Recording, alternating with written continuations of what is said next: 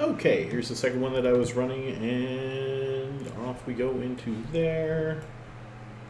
First room is Kikimores and Drekavacs. So I messed up something along the way. I'm supposed to have 4 videos. I have 3, and I messed up recording one of my loots, so it's going to be off by a little bit. It'll be lower than it should be. It's still going to be pretty good. So anyway, you can get about 4 runs in an hour without too much issue.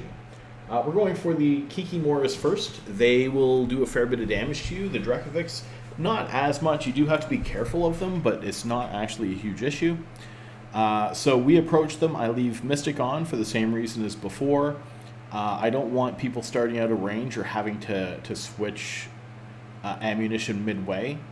If we were in range of a tower, right now, if we were in range of a short tower, I would not use drones. If we're in range of a medium tower, I would use drones for the first few Kikimores, just to get the DPS down.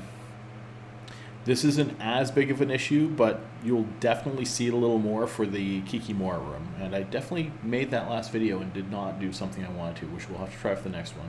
I want to put markers in at different times in the video, which I clearly did not yet, but I think that's something I can edit. We'll try that, and yeah, no, that's something I'm going to work on. So yes, first room, Drek room. Remember, I have this sped up 150%, so it's going to look faster than it actually is. Why am I shooting 2 first? Oh, I'm not shooting 2 with everyone. I'm shooting 1 with something as well. Oh, I forgot how this worked. All right, cool.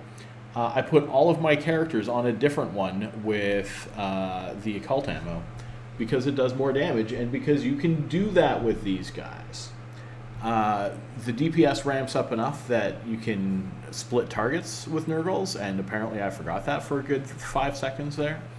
But yes, you can kill them all separately. The harder part of this is making sure that you don't fly off in a wrong direction.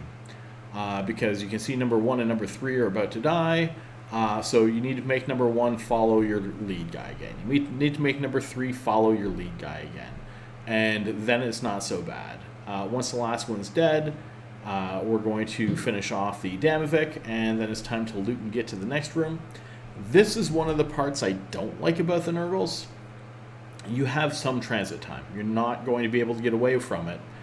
Because these guys don't fly as fast, and more importantly, a lot of the time you have to follow the enemies, not the enemies have to follow you, like in Hawks. See, look, there's the Hawks comparison again. But yeah, so if you look, we're still pretty good on time. That looks like about 4 minutes. I think it was 4.5 when I switched. It is, so we're fantastic on that so far. Going into the next one, it is a Lucid room. The Lucid room is not an issue. You do have to watch out for Neuts. Again, the DPS do not have cap batteries, so if they run out of cap, then they're not going to be firing their guns. If you run out of cap and you're in range of a medium or small tower, you might not have any DPS going out. And you absolutely want to have as much DPS going out as you can. You can see there I turned off the afterburner because I don't want things wandering out of my range. I don't need it on. I have enough reps. And also, it saves a little bit on cap in the end, especially once those other guys are dead. Popped a booster. I usually bring 10 of them, so I don't think I usually use more than 2 or 3 per run generally. So it goes pretty good. My alt Phalanx has 13 more cap boosters if I do get low in one of the rooms, because they don't use them, so he's just storage he's emergency storage is what he is. So we're going to take these guys out. They really don't take that long. The bigger ones do more damage. But overall, it's not a particularly difficult room. It's just a matter of blasting through them. You do have to watch out if you get a lot of Lucid cruisers. The cruisers can do a decent amount of damage. Another thing you'll notice is the first 2 guys that I target are usually my own guys. And that's because they have single reps. Where my tank has 4 reps. He's got 2 local and 2 remote. So technically in total the other guys have 3 because they have 1 local and 2 remote. However, you don't want to be using them any more than you have to, and switching around reps can be dangerous sometimes. In that you know, they take a couple seconds and they take some focus to do. So if you're kind of freaking out about your room, you might have some issues switching reps, and that's not going to be good for you. There is a lot going on in these rooms with managing reps, with managing drones, with managing speed, with managing cap. It's quite a bit. But we're going into the last room with 12 minutes left. And this is not my favorite room. It is in Darks, because these guys have absolutely no armor in Darks. They start with 0 armor. Guess what? That's not the case for Firestorms. Firestorms, they have bonus armor. But even worse than having bonus armor, that means that that bonus armor is what they start with now. So they start with a significant amount more of EHP than what they had before. So you can see it popped up. So there you go, 30% armor right off the bat, where before that was not the case. And I've got 3 starvings on me on something that's dependent on using cap to shoot.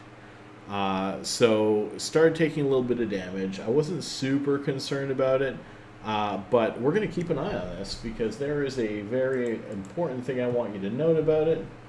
And nope, not happening yet. So I've got my reps on my guy. He's got his local rep on. We're shooting the starvings. We've split up DPS, because I like splitting up DPS. It's not always necessarily the right move, but it worked out for this one. We'll show you why in a second here.